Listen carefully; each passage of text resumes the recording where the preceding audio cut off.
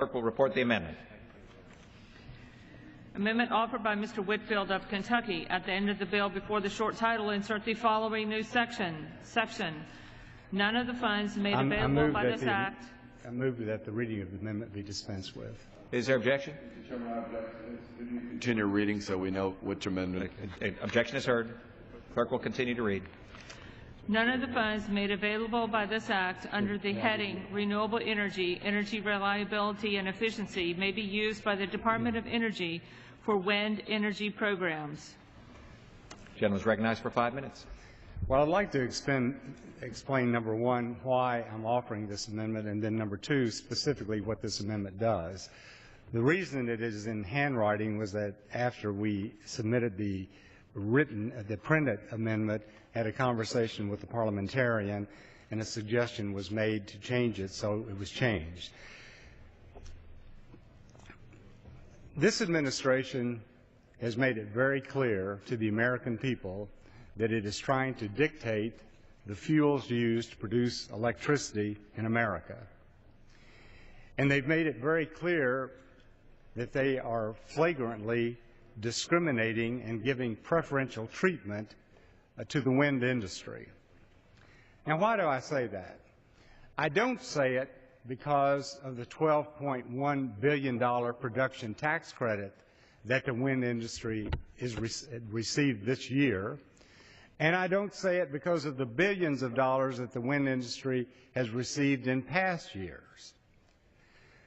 But I say it because the administration has decided not to prosecute the wind industry for violation of the Migratory Bird Treaty Act or the Bald and Golden Eagle Protection Act or the Endangered Species Act.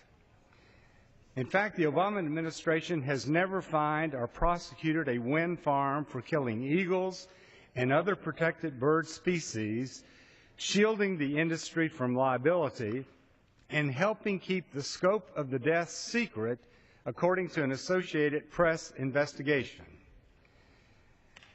As a matter of fact, to show you how the administration is being very discriminatory in the prosecution of these acts, British Petroleum was fined $100 million for killing migratory birds in the Gulf oil spill. ExxonMobil was fined $600,000 for killing 85 birds. Pacific Corp was fined $10.5 million for killing birds. A utility in Wyoming was fined $100,000 for killing one eagle. And I could go on and on and on.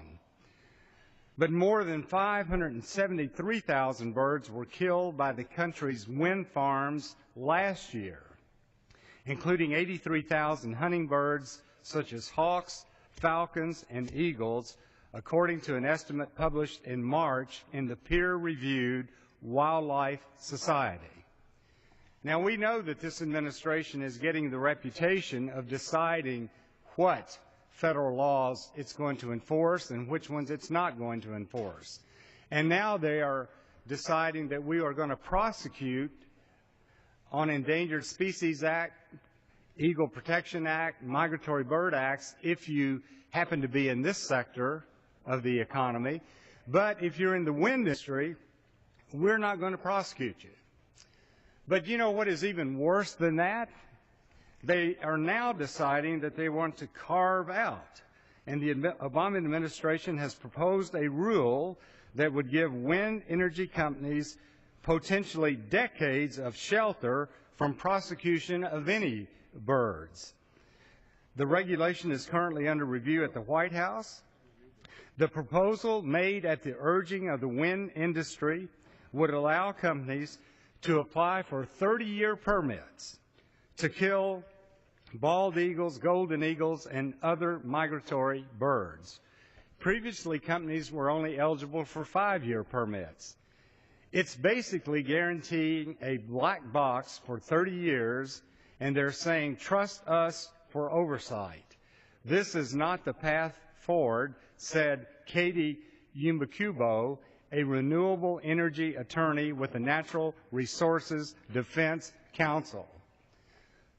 So why should the American people be giving billions of dollars to this industry and allow this administration not to prosecute them when they are obviously killing thousands of birds in direct violation of the Migratory Bird Act, the Gold and Bald Eagle Protection Act, and the Endangered Species Act. So what my amendment does, it simply says that the $24 million set aside for research and development in the committee report, that it not be allowed to use that money simply because of the extraordinary protection this administration is going to prevent them from being prosecuted under existing federal laws that this Congress has passed many years ago. And that's the purpose of the amendment, and I would respectfully urge members to vote for this amendment. Gentleman's